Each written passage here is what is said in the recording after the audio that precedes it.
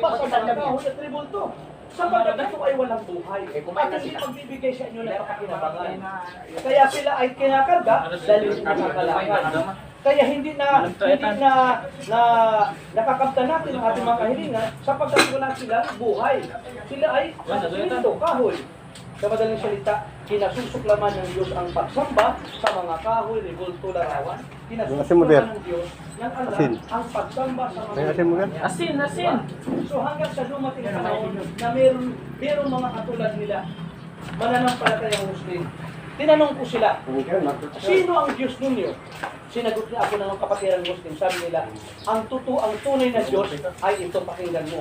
Ayon sa maluwalhating salita ng Allah, ang banal na Quran, ito ang tagapagsalita. Bismillahirrahmanirrahim. Qul huwallahu ahad, Allahus samad, lam yalid wa lam yulad wa lam yakul lahu kufuwan ahad. Ito ay salita Arabic, na ibig sabihin niya sa ating wika ay sa ngalan ng Allah, ang pinakamabaging, ang pinakamawain. Ipahayag, wow. Ang Allah, ang ganap, ang as-samad. Wow. Hindi tayo kailangan ng Diyos, tayo ang nangangailangan sa Kanya. Siya ang sandigan ng lahat. Hindi siya nagkaanak katulad ng ating nanay. At hindi rin siya katulad natin na ipinanganak tayo ng ating nanay. Ang Allah, ang God, ay hindi katulad o kawangis sa kanyang nilikha. Tama, no? Hindi siya katulad kawangis, kaya hindi siya pwedeng tawagin ama.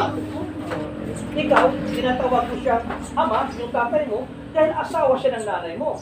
Di ba? At ikaw, tinatawag mo siyang nanay dahil siya ang nagluwal sa'yo. Pero ang Allah, ang God, hindi katulad o kawangis sa kanyang mga nilikha. Yun ang Allah. Ang Allah, siya ay lumikha ng kalangitan. Kalupaan ng mga tao. Mas mahirap gawin ang kalangitan at kalupaan kaysa sa tao. Pero ang lahat ng iyon, ang Diyos ang lumikha niyan. Ang langit, lupa, mga tao. At ang Allah, siya ang nagbibigay sa atin. Na kung saan tayo ay nakikita-kita ngayon. Maraming mga taong mayayaman. Kilala. Maraming koneksyon sa gobyerno. Maraming armas. Maganda ang kutis. Maraming bahay sa kanya. Nasaan na sila ngayon? Binawian na sila ng buhay. Diba, nakaranas na kayo may pinaglamayan?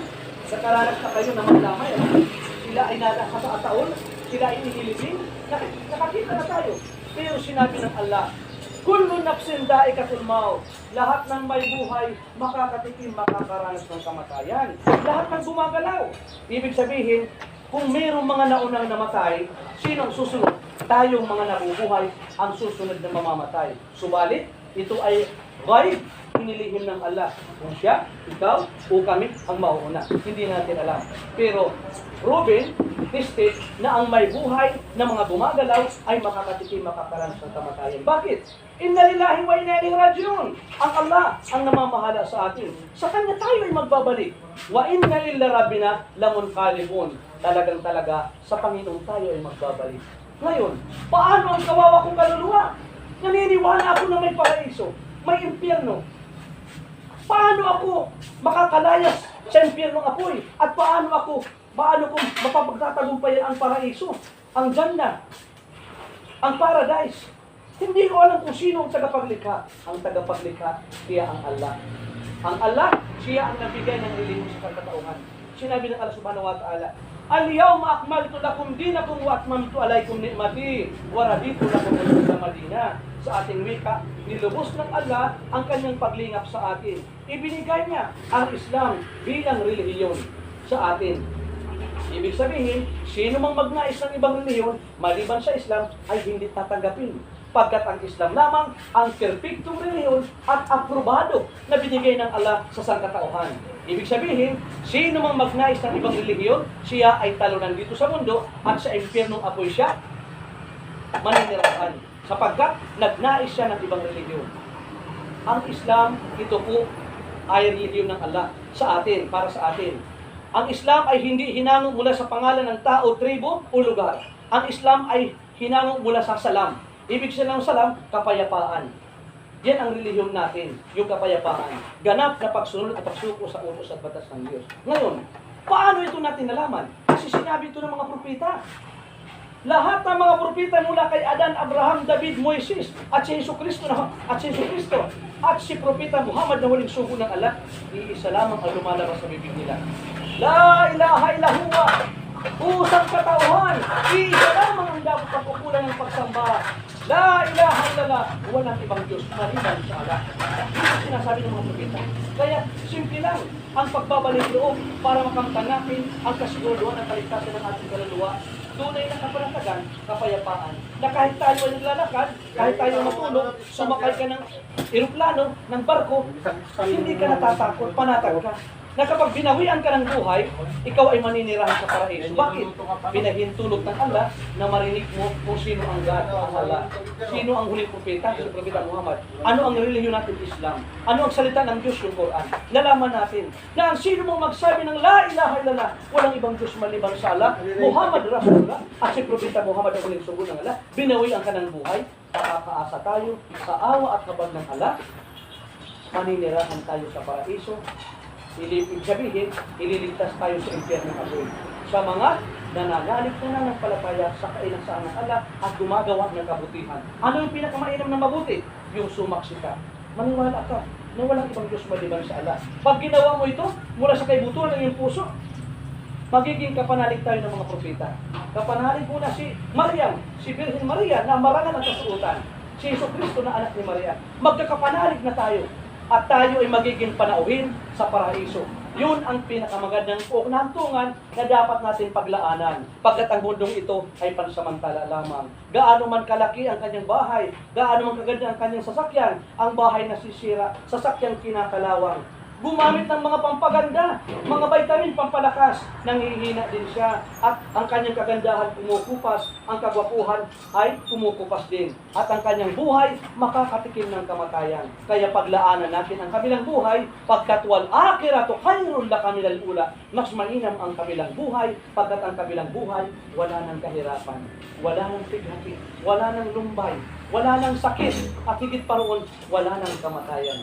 Kaya ngayon, bago tayo maghiwa-hiwalay, dalangin ko sa Allah na magkakapanalig kayo. Magbalik po tayo sa tunay na kapagkita. Oo nga naman, dapat sambahin natin ang lunig ay kalimitan. Hindi yung mga kahoy bulto at mga santo-santa at ang mga propeta. Sila ay lahat ay nilikha ng Allah at humihingi ng tulong at kalinga sa Allah. Kaya dalangin ko na maging kapanalig kayo sa pananampalataya, makamtan natin ang kaligtasan ng ating kaluluwa sa awat habag ng Allah. At ito'y binigkas natin, ginawa natin ang ginawa ng propeta, sinabi natin ang sinabi ng propeta, magiging kapanalig tayo ng mga propeta at makakamtan natin ang kasiguraduhan ng kaligtasan ng ating kaluluwa. Ngayon, bago tayo maghiwalay, kahapon, di ba? Kahapon, lumipas na, no? Hindi natin maibabalik ang kahapon. Mamaya, at saka bukas, walang nakakaalam kung sino ang mamamatay. Pero mamamatay ang may mga buhay. Pero bago tayo bawian ng buhay, maganda, gamitin natin ang pagkakataon, magbalik loob sa Kanya. Dumating man ang kamatayan, panatag tayo na magiging panauhin tayo sa paraiso, sa paradise. Kaya andalayan po kayo, gawin natin ang ginawa ng propeta, gawin natin, sabihin natin ang sinabi ng propeta. Itataas ang kanang kamay bilang pagsaksi na iisa lamang talaga ang tagapagsalita. At magsasabi tayo sa sinabi ng mga propeta na ako'y naniniwala na walang ibang Diyos maliban sa Allah at si Propeta Muhammad ang haling sugo ng Allah. Aalalayan ko kayo, sabihin yung sasabihin ko, itaas yung kanang kamay bilang paniniwala na walang ibang Diyos maliban sa Allah. Ganyan, taas. Kanang kamay, yan, marunong. Okay? Ganyan ang salita. Sabihin mo, Ashhadu. Ulitin nyo, Ashhadu an la ilaha illallah wa ashhadu anna Muhammadan abduhu wa rasuluh. Sa ating wika, sabihin niyo, ako'y sumasaksi at naniniwala na walang ibang Diyos na dapat pag-ukulan ng pagsamba maliban sa Allah. At ako'y sumasaksi na si Propeta Muhammad ay huling sugo ng Allah. Takbir! Allahu Akbar! Ibig sabihin Allah Akbar, ang Allah ay dakila. Magbunyi tayo ang Allah ay dakila na tayo ay pinahintulutan mabuhay mula sa pagtulog at nagkaroon tayo ng kaalaman tungkol sa pananampalataya Islam. Ngayon, batiin niyo sila bilang isang kapanalig sa pananampalataya. Yan, masya Allah. Okay?